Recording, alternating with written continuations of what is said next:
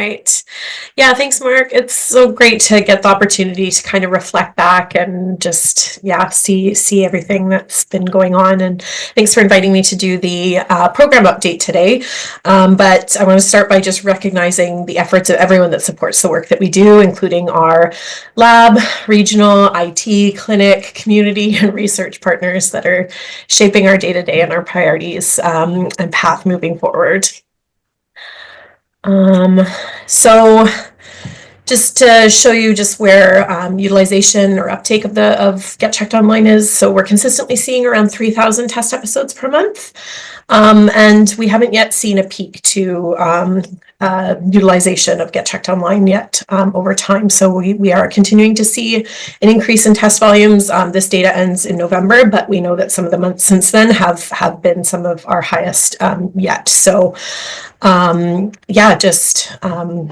really, really great to see continuing use of the program. And sorry, I meant to put a breakdown by infection for the percent positive, but it's still consistently around 6% for all infections, the majority of those being chlamydia at about 75%. And then this is just kind of the breakdown of by health region for test episodes completed using GetCheckedOnline. So the majority of test episodes are being completed in Vancouver at our Vancouver locations. We also have the majority of our testing locations our lab locations in Vancouver, followed by Island, Interior, Fraser, and Northern. So getting to our next update here. So I think at the last time we presented to this group, we were about to launch Maple Ridge, which was our first location, the Fraser Valley. And since then, we've also added our first northern community, Dawson Creek, which is a small rural community in northeastern BC with limited health services. And in line with some of the pieces that Mark was mentioning around expanding to support rural and remote communities, and particularly communities that are like Indigenous urban communities. So anyway, I'm rambling. It's 9 a.m. It's been a while since I've done a presentation first thing. But expansion of GetCheckedOnline has been intentionally gradual, and we do recognize that demand for expansion has exceeded our program's ability and capacity to kind of do that. But despite this, we're grateful to be making gains in a resource constrained environment, and I think it just really shows the value of this program.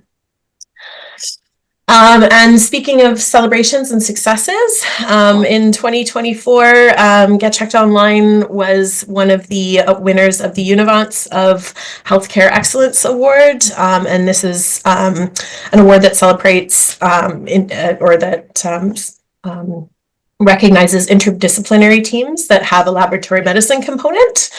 And so this was really an opportunity to reflect on just how GetCheckedOnline really is an interdisciplinary team and service, and is really a shared success with both our kind of public and lab partner, or public and private lab partners, as well as our partners in health information systems and technology, public health, clinical service delivery, and really just the research programs. Again, just harking back to some of the things Mark was saying, just around how research has really built the foundation to let us kind of demonstrate the impacts of this program. And GetCheckedOnline has already had a legacy beyond our program alone. Like we were saying, other kind of clinics and other regions are adapting our approach and assessment tools and standing up programs of their own. And so really just I think that a legacy of this program is going to be the improved relationships and collaboration with our lab and other partners across other disciplines and health system sectors.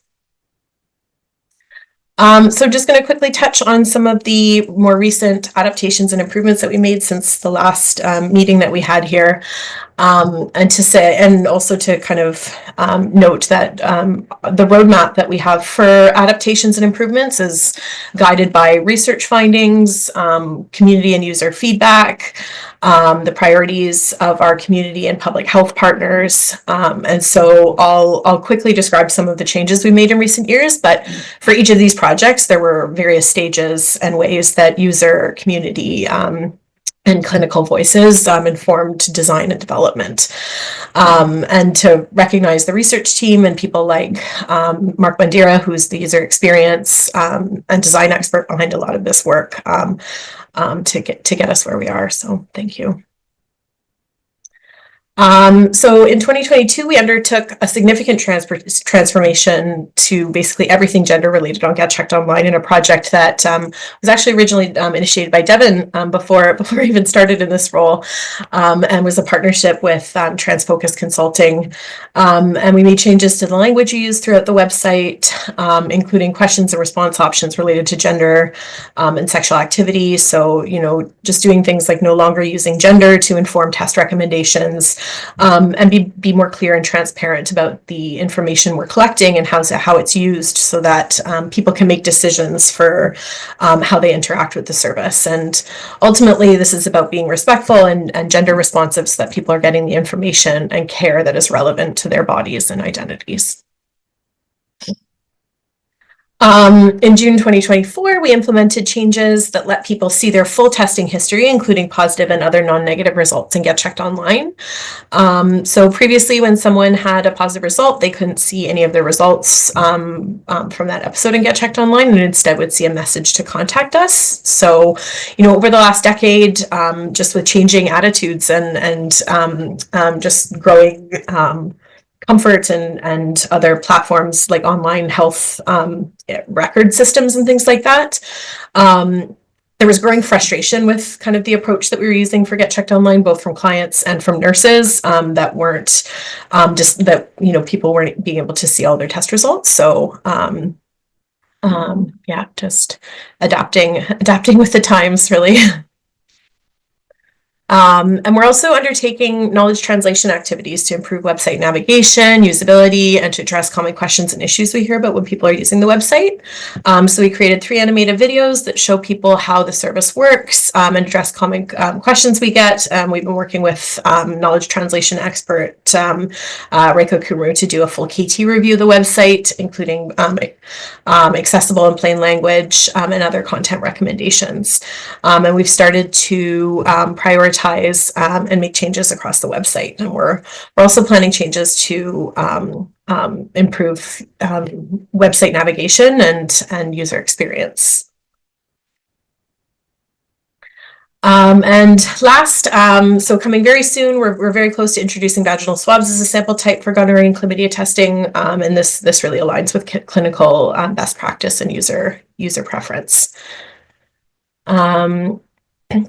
So looking ahead, recognizing that the constraints that we're feeling are universal, and our immediate focus really is on maintaining the program and thinking about how we can set ourselves up to meet the current and changing landscape in BC. And this involves conversations with our partners about how GetCheckedOnline fits with the larger provincial, regional, and lab priorities for STBBI testing. But this work isn't separate from our continued advocacy to grow the program and to really position it as a cost-saving, scalable, and adaptable model that aligns with our provincial healthcare mandate and health system priorities.